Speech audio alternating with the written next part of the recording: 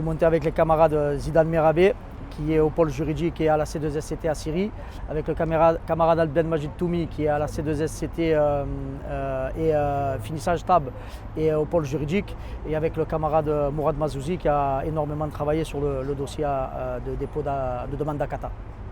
Alors on se trouve ici car la KTMP va rendre un avis sur cette demande-là. Et donc on est là parce qu'on se devait de monter de Fos-sur-Mer pour montrer que ce dossier nous tient à cœur.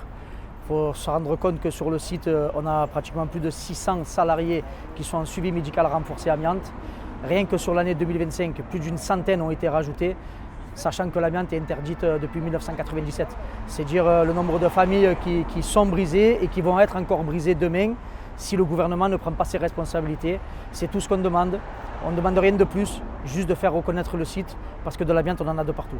Et des malades. Pratiquement sur les malades, on a, à l'heure où on parle, plus de 70% de maladies professionnelles sur le site sont en lien avec l'amiante. C'est des MP30 et MP30 bis, des cancers liés à l'amiante. Et ça, c'est que les cancers qu'on connaît, qui ont été reconnus et imputés à ArcelorMittal. Alors j'ose imaginer tous ceux que les salariés sont trop fatigués ou malheureusement celui qui part avant et que la famille laisse tomber les dossiers pour le faire reconnaître derrière. Donc voilà, on est sur un scandale sanitaire et on demande au gouvernement de vraiment prendre ses responsabilités parce que ça ne peut plus durer.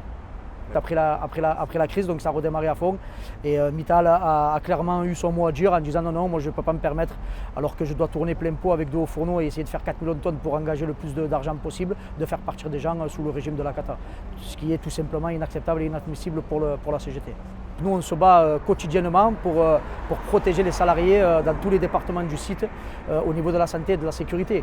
Voilà, il ne faut pas oublier qu'il y a eu une mise en demeure il n'y a pas plus tard que 2 ans sur le département de la Syrie avec plus de dizaines et de dizaines de CMR qui ont explosé des VLP de plus de 600%.